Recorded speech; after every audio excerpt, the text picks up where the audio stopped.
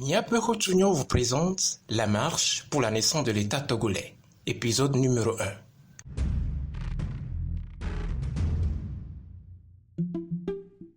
Togodo, Touagodo, Togodo.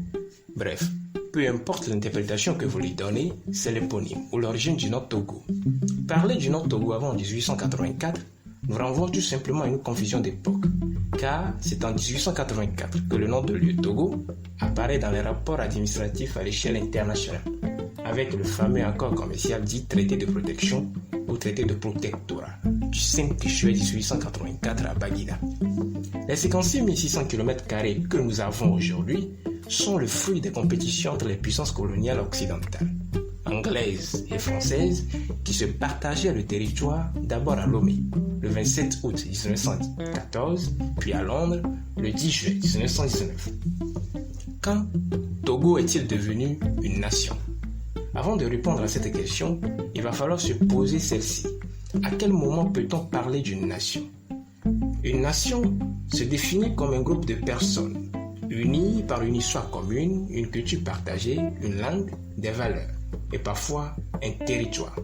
Ce qui fait une nation, c'est avant tout le sentiment d'appartenance ou la volonté de vivre ensemble, parfois à travers un projet politique ou social commun.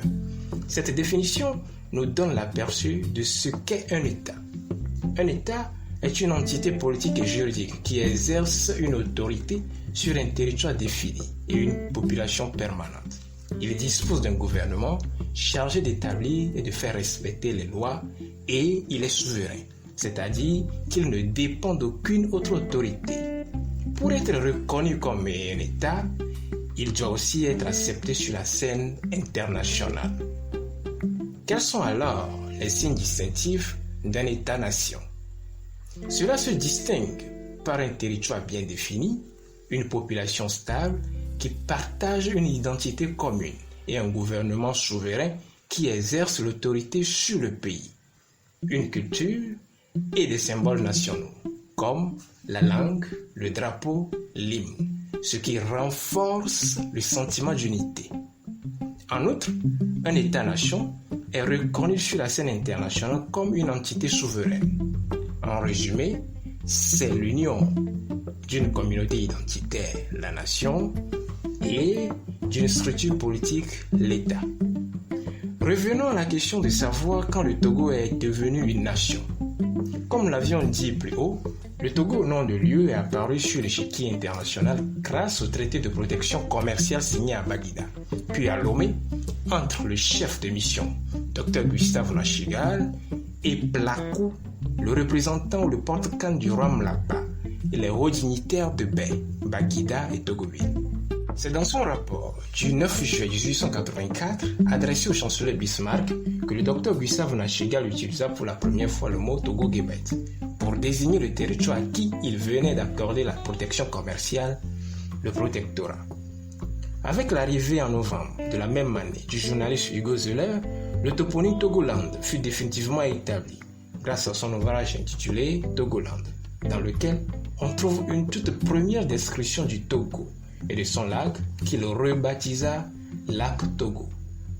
Jusque-là, le Togo n'est pas encore une nation. Le territoire dont on parlait, ou le territoire à qui l'Allemagne avait accordé sa protection, s'étendait de l'ouest à l'est sur une trentaine de kilomètres et du sud au nord sur une vingtaine, Lomé et ses alentours jusqu'à Guanivé et Baguida, ainsi que les rives nord du lac Togo. Les différentes localités concernées sont les villages de Togo, Epouy, Bay, Abobo, Aguanivé, pour ne citer que. Ce territoire est appelé espace Niblin. En réalité, c'est un territoire d'influence de la divinité Niblin.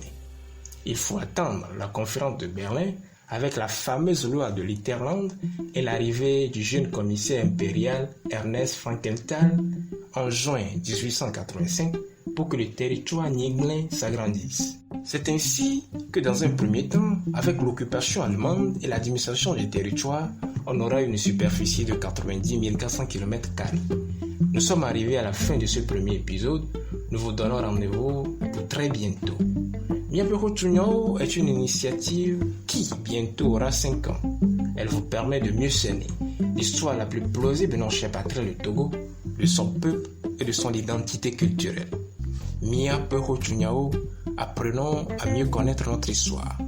Mia Peho Chunyao, Diagbaba, Nanyamia Denyema Peho Chunyao Nue.